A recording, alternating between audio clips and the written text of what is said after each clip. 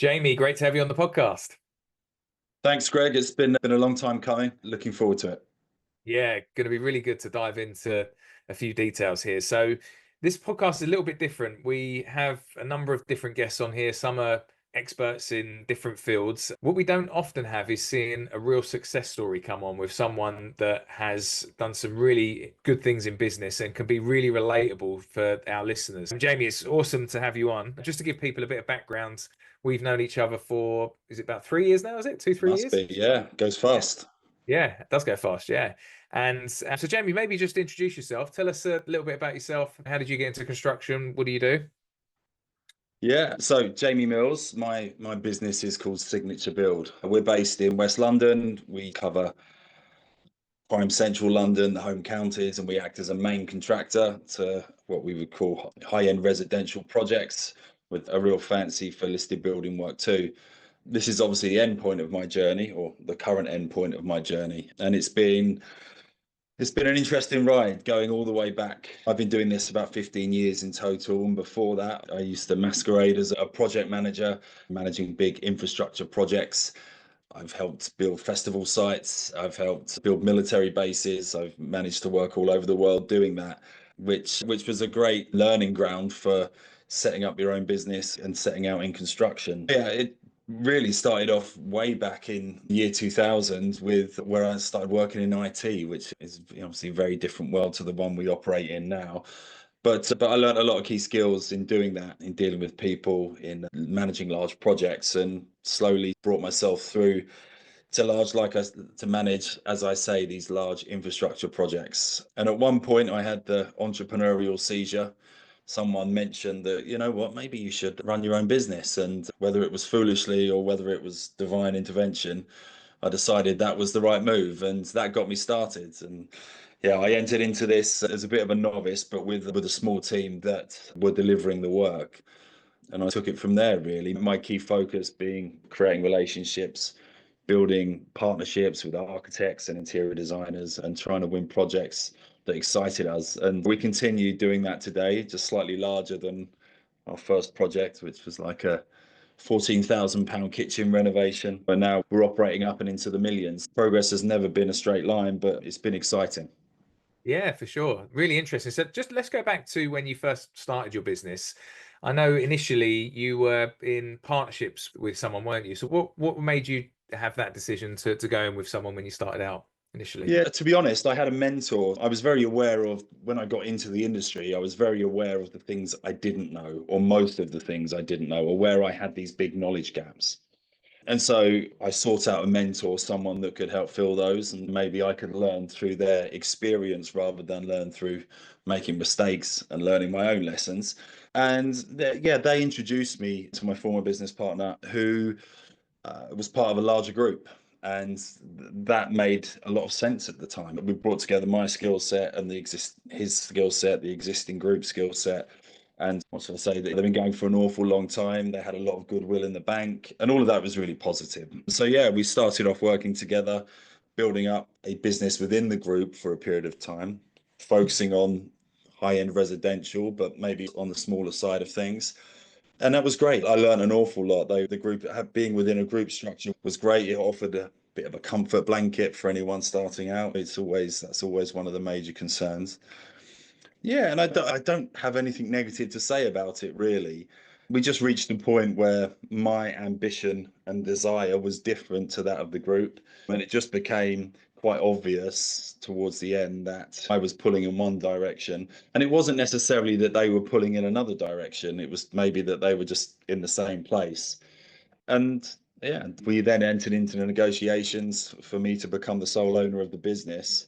Yeah, and that, I don't know if that would make for another whole podcast, but that definitely comes with its own challenges. But I'm definitely a wiser man for it now.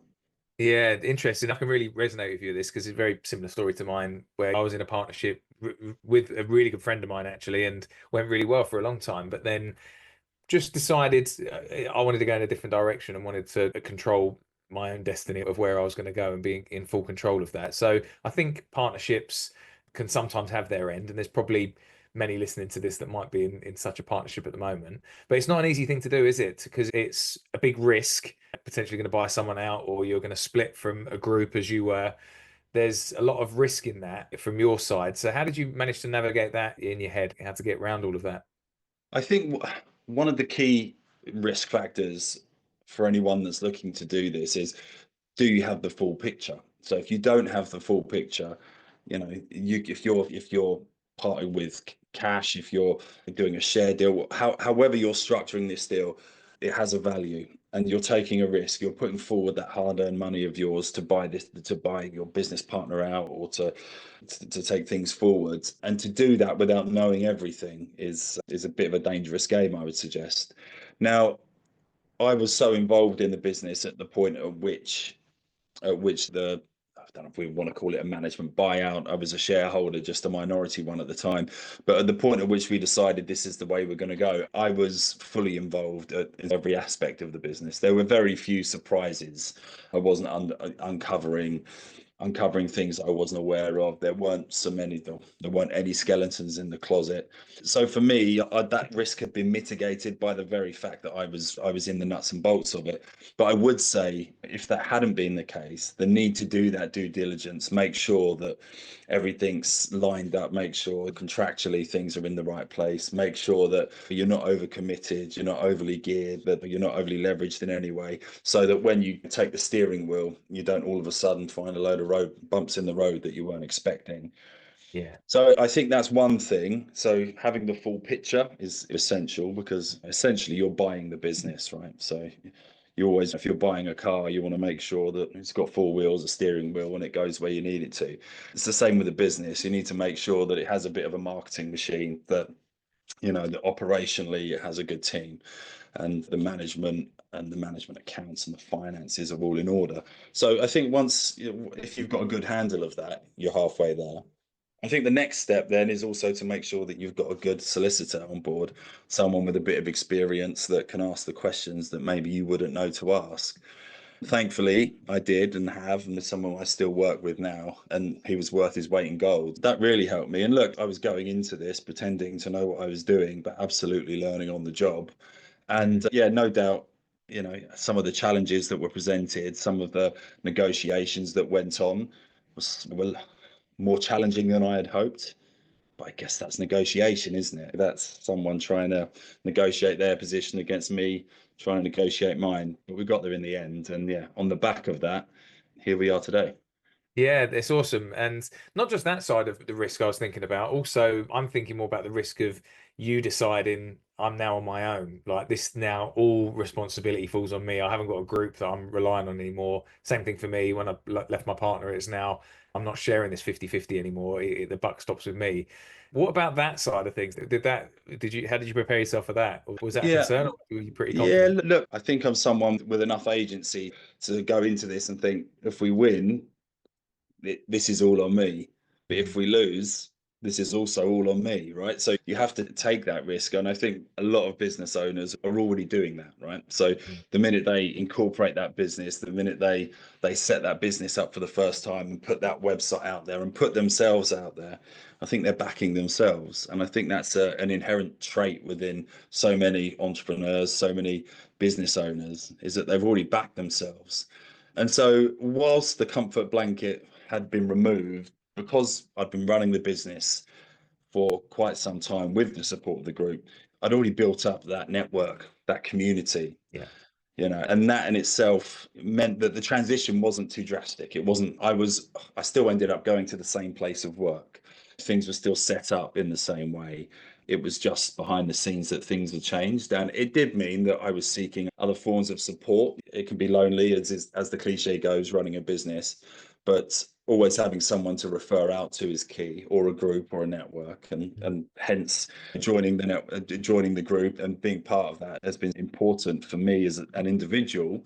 And sometimes my headspace and trying to clarify thoughts and putting it out to the group and getting really good feedback, that's been invaluable. But then also seeking it in other ways too, other business owners, and educating yourself as you go. But yeah, the risk was always deemed worth it. And I think, as I say, if you're a business owner of a certain sort, and most business owners are, you thrive on having that responsibility and the challenge it presents. Yeah, 100%. Yeah. So you touched on there that obviously you're part of our group, our Develop Mastermind, and have been for a number of years. And we certainly appreciate you being in the group and the value that you offer to the other members. But it is a lonely world out there, isn't it? Sometimes in construction, when you're on your own as an entrepreneur and you're trying to run things and you're thinking, is this the right way to do it? Or actually, is there someone out there that's doing it slightly better than me or has a different approach that I've never considered? Why was it you initially joined our community? Was there certain things in the business you wanted to fix, or was it more for the community? What was your general reasons Yeah, initially? look, I think we're all guilty of sticking to what we know. This has worked in the past, so I'm just going to do more of this. The challenge you have there is that the market changes, the demands of the market, the demands in the economy, the pressures the economy apply to our businesses, they all change. So therefore, we need to be adaptable to that. So looking at not we were often over reliant on certain architects and certain consultants to bring us business. Now that's great. So we built up those relationships, we build up a level of trust. And it then means that we're not working so hard, we're not tendering, we're not racing to the bottom to win projects. But the problem is you're overly reliant on one source or limited sources of opportunity, then your business has a really high risk profile. One of the key reasons was trying to find out or trying to educate myself by the peer group learning, but also from the likes of yourself on the group who have that experience of how can we do things in a way that doesn't expose us to so much risk. And I've learned so much, and it's great to be able to give back on the group too. But yeah, I've definitely got more out of it than I've put in. And I think it's the simple thing of once a week being able to ask a question and have 5 or 6 business owners of a similar type of business, many of a similar size and scale, to be able to say, you know what, I had that last year. And just to hear that, because sometimes you're in there going, God, is it just me? Am I really bad at this? We question ourselves, imposter syndrome all around. And then when you hear that you've got a number of other businesses in the group that have had the same challenges and solved them in a certain way, it gives you that inner belief that actually, yeah, this is normal. This is part of the journey.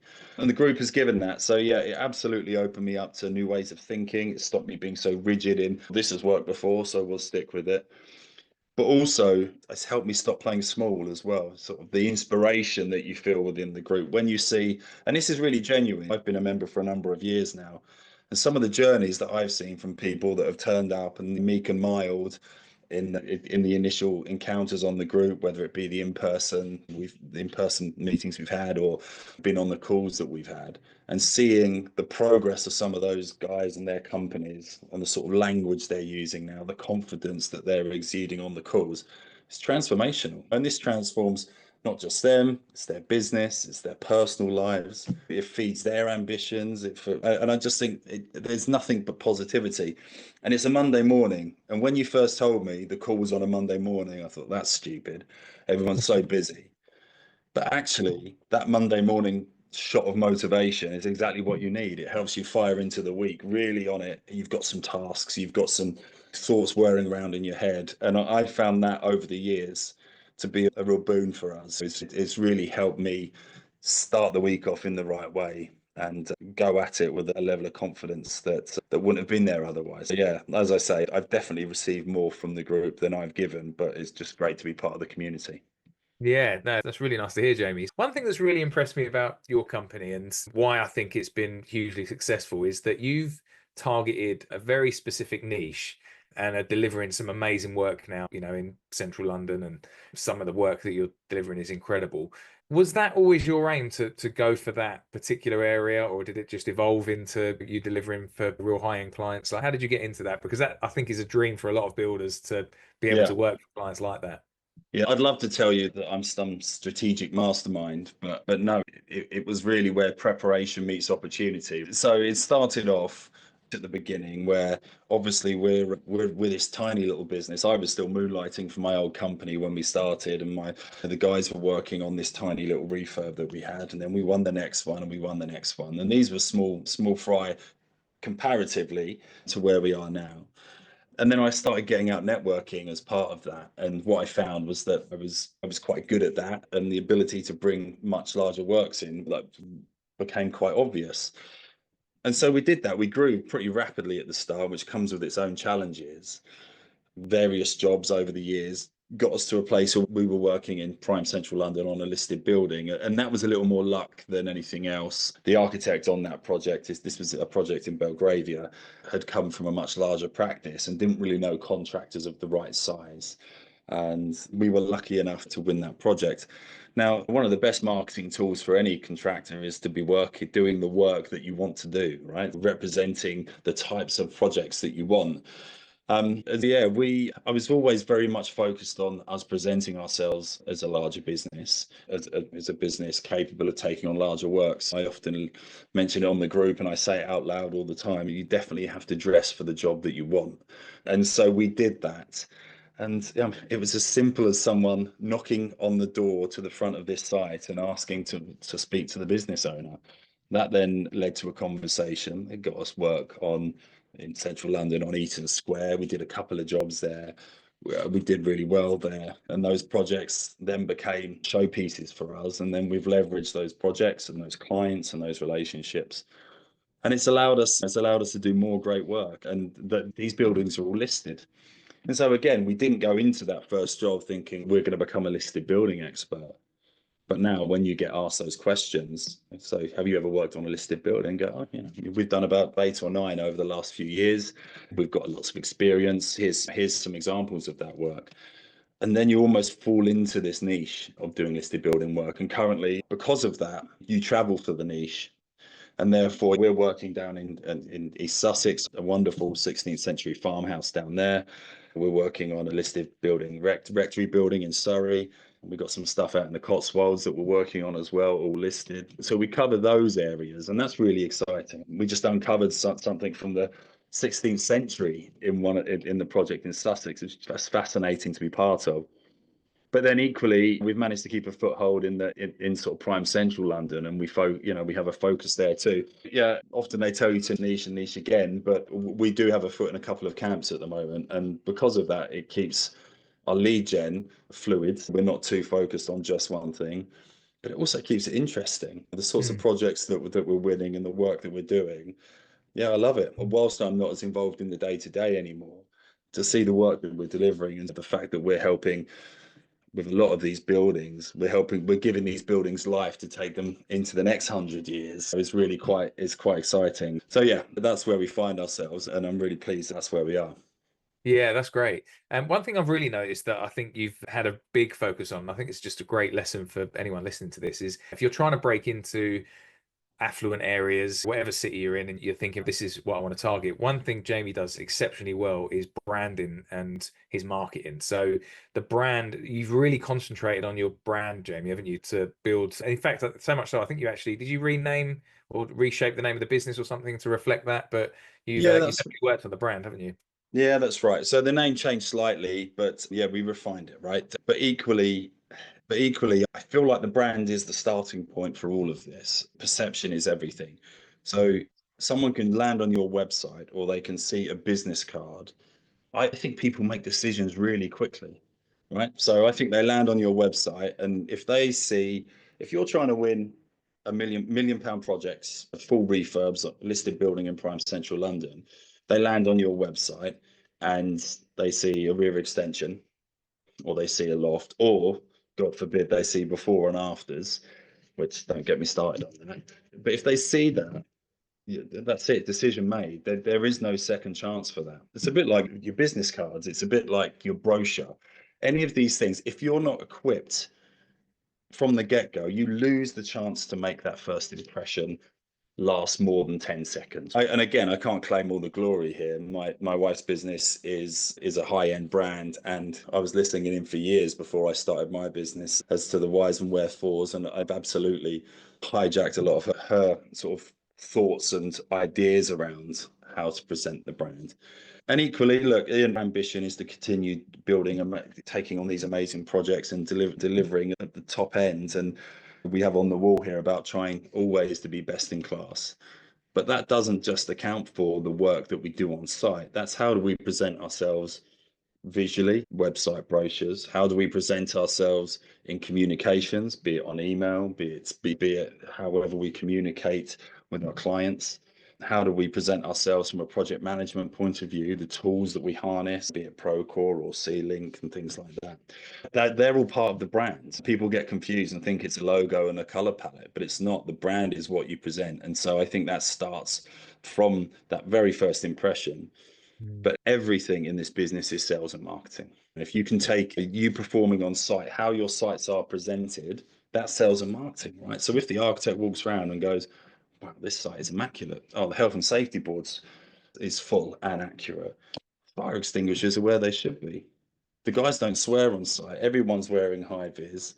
Everyone welcomes you when they come on. We have a code of conduct, right? I think all of those things matter. And I also, on the wall, our little mantras that we have just here behind me, they say that everything is sales and marketing. And we believe that. Your brand is not just the logo and the color palette, it's everything you represent. And I think if you believe that and live that and work through that, I think you see the output, you see the outcome of that on the other side, and that's people that buy into it. And when they do that, it makes building of that relationship and winning that next project far more feasible. Yeah, and I think that's something you've done really well actually, because one thing you do get is a lot of repeat business from architects that you work with regularly, because I think they're buying into your brand and you're delivering on it. So it makes them look good too to their clients if they've got a great contractor that they're working with. So Um, this is all about problem solving, right? All business is solving a problem. So if you genuinely think about that, think about it from an architect or an interior designer's perspective or a consultant representing a client. What's the problem they want solved? It's the fact that they want a construction project. The problem is they want a construction project that stays somewhere close to budget. They want a construction project that gets delivered somewhere close to the deadlines that you set. And they want it to be a reasonable, hopefully an enjoyable process, although there might be the unicorn of projects. But they want those three problems solved to some degree.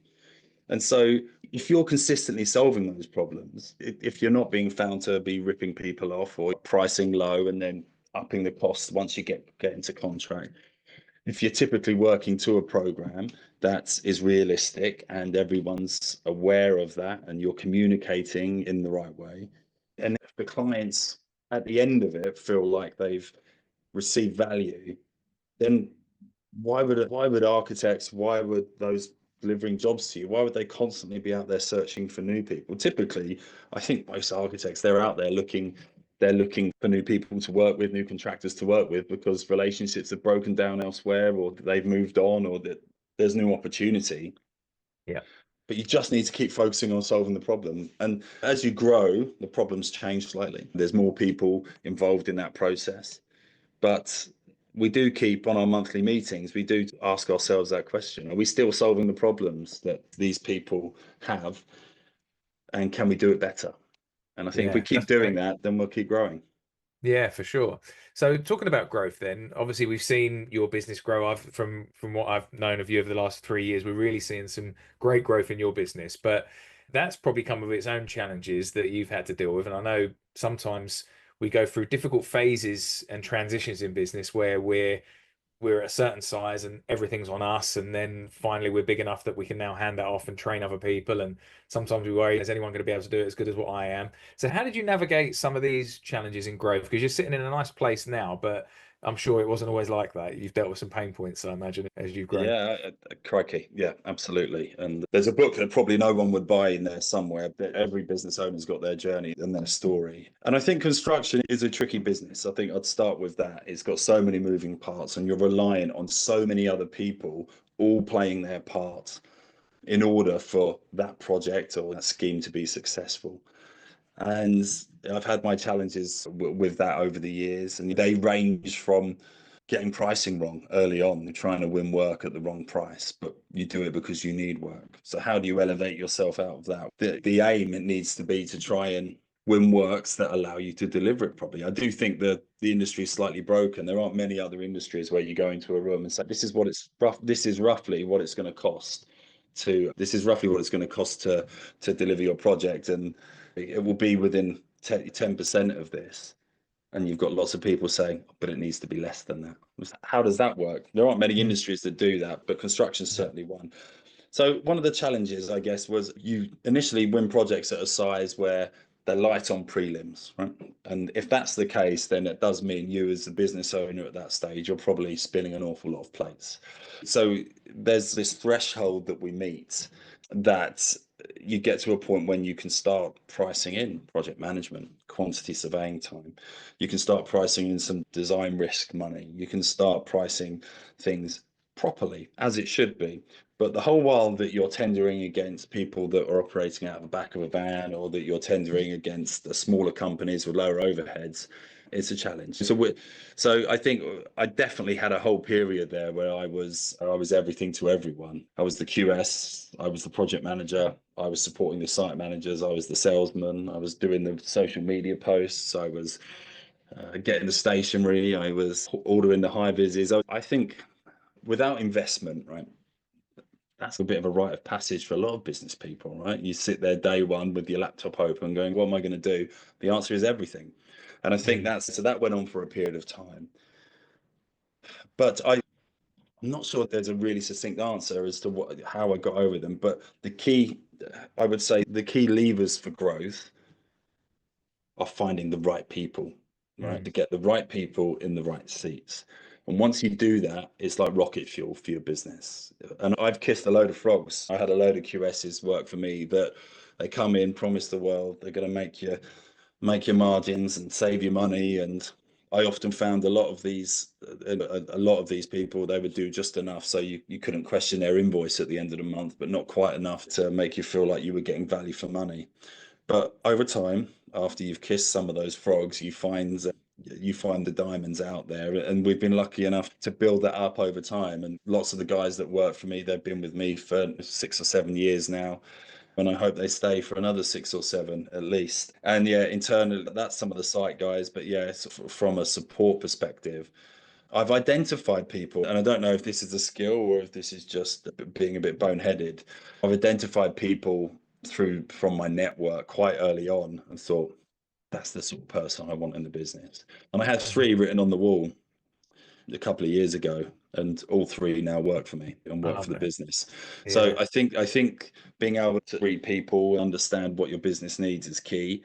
But above all else, you can't do everything. So what you need to do is bring people in that do the disparate things within the business better than you. And there's no doubt that I've done that at this stage. And as we grow, I'll need to do more of that. But yeah, winning the right size of jobs that allows you to employ those people, and then when you get to that level, employing the right people. Now that's not that useful, right? Employ the right people. What a soundbite! And the only way you do that is by getting out there, is by meeting people, is by talking to people and growing your network. And then you'll find opportunities to meet the right sort of people come your way. And I would just say, don't always think that you need to be looking for people that are on the job market. Start a conversation. If you see someone, you float the idea. You'd be surprised how many times I would make silly comments like, "Oh, you'll work for," like tongue in cheek, "You'll work for me one day," and then or "You'll work for us one day," and then 3-4 weeks later, you'll get a message saying, "Yeah, did you mean that?" And the conversation has started. Yeah, they've made, but that's been a couple of the key levers for the business that have helped us grow. Yeah. Hey, can I just ask a quick favour? We're constantly trying to bring on the best guests on this podcast so we can deliver as much value as possible. But the only way we can do that is if we get more subscribers, more likes, more comments, and more reviews. So subscribe to this channel and click notifications so you know every time we've got a new video coming up. Give us a review if you're getting any value from it, and give us a thumbs up. We'd really appreciate that. It's fantastic. And as I said, I think me speaking on behalf of what I've seen, but also speaking on behalf of the group that you're in, Jamie, I think there's a number in here that have watched you transition over the years and are really impressed with your leadership ability and who you've been able to bring on board and how you've been able to grow the company. It's very exciting to see. So what's the vision for you, Jamie, for the future? So you've got your business to a certain level now, but I know you're always looking forward. Where do you want to take this business over the sort of next 5-10 years? What's your aim? Yeah, good question. So I want the business to become the go-to contractor, the mid-level contractor for heritage and listed buildings, right? We're doing a lot of that work now, and I love us doing that. And we've brought people on board with that specific skill set. So we really want to double down on that, and we want to expand our sort of geography. So We're working down in Sussex, Surrey, prime central London, and the Cotswolds at the moment. And so we're looking London and the home counties with a branch out. We've got a small satellite office up in the Cotswolds there, and we're looking to cement our base there. We're also looking at things within the business that maybe aren't necessarily the sort of growth that a lot of business owners talk about, but we're looking at how we can do a bit more in the community, how we can do a bit more through our charitable exploits. I also run a charity called Try Life, and one of the things I've done historically is try to keep business and the charity separate, but I'm not sure why I thought that. It's been going since 2013. This isn't a new thing. And so part of what I would like to do as the owner of the business is integrate the two a little bit more. So I want the business to be able to support the things that we do at Try Life, whose mission is to help speed the cure for cancer. And maybe we'll drop something in the podcast notes so people can have a look at that. So I'd like to do more of that. We're looking at how we're engaging with Kingston University on the apprenticeship scheme. We want to start looking at how we can bring people directly in from the university as apprentices or as graduates to see how we can grow the business that way. And then also looking at development opportunities as well. I think it goes hand in hand with construction. Everyone wants to have a piece of their own pie. We're looking at opportunities. I have to say it's not been the key driver. It's growth is definitely on the agenda for the next couple of years. And if an opportunity comes, we'll look at it. But I always thought that in construction, if you ever use the word culture, it was just a bit of waffle. You don't have culture within a construction business. And that was just naivety on my part. So that's part of the growth that I want. I feel like we've got a decent culture here at Signature, and I'd really like us to become synonymous with being a great place to work. I would really like for it to become somewhere that people talk about only having positive engagements with the business. So look, I've got 1,001 things on the to-do list, but overall, it's about growing the business in a way that creates a business that I can continually be proud of. And if I can do that, wherever that revenue figure sits, then I feel like I've probably won. So Yeah. that's the focus, and that's what we're going to carry on trying to do. Yeah, that's awesome. Yeah, sounds really exciting, Jamie. Just before we wrap this up, obviously, as we said, there's probably a number in our group that look to you as a little bit of a mentor because they've seen what you've managed to achieve. And we get many, I think, construction business owners listening to this even that are really maybe struggling in business right now and think, I'd love to have a multi-million pound business doing the right type of work, like working for nice clients and having a bit of a team around me so that I'm actually acting as a CEO rather than doing absolutely everything. You've obviously no one's ever there. You've still got a long way to go, and so have I. But you've certainly made great strides towards that. So if you were giving someone a bit of advice, like you do as you mentor some in our group, what advice would you give to maybe a smaller contractor at the moment that might be struggling a bit and wants to break out of the current cycle he's in and expand the business? Any words of advice for them? Yeah, you're talking to the ultimate shiny object syndrome magpie, right? So something new pops up on your LinkedIn, or you get a bit of advice, and that's the next thing I'm doing, and I'll have 17 things on the go at any one time. And that's been a key change. I've been doing this Sunday planning exercise for a while now. And one of the key things I do on that is what's your highest value task? And I think this is a life thing. This isn't just business. What's your highest value task that you can hit this week? And can you do it Monday before midday? So having that singular focus rather than this focus that's spread across 20 different tasks that all need doing. I think that's been a bit of a game changer. If you get, and momentum's a huge thing in business as well. So if you were to nail that task on a Monday morning, and that's your biggest task for the week, that's done. You feel like I've got more in the tank here. So I found that really useful. So the planning on a Sunday and really focusing on what's going to move the needle most effectively for my business, and having that singular focus. So trying to nail that one thing, I think that's huge. But also there's a need to have a structure, right? And the group, being part of the group with you guys, has absolutely allowed me to look at the roadmap that you present to the group. And sometimes I find myself looking at my inbox, looking at my WhatsApp, looking at my Procore, and am I being effective here? And it's not, and we all get it, right? So our attention gets stolen from all of these things. But what's great about having the structure is that I can just look up right, actually, what is the right next thing for me to be doing? What's the highest value task? And it's literally there in a roadmap for you. So I found that super useful. Again, cliches, and things are cliches because they're true, right? Because they prove to be right. But for the most part, is that having singular focus on the right next thing. Don't get Mm. distracted. What's the goal? Set the goal, and then you break it down into those steps. And no matter how many times I've listened and read Tony Robbins and all the other gurus out there, the simplicity of it is taking action and Mm. taking action in a focused way.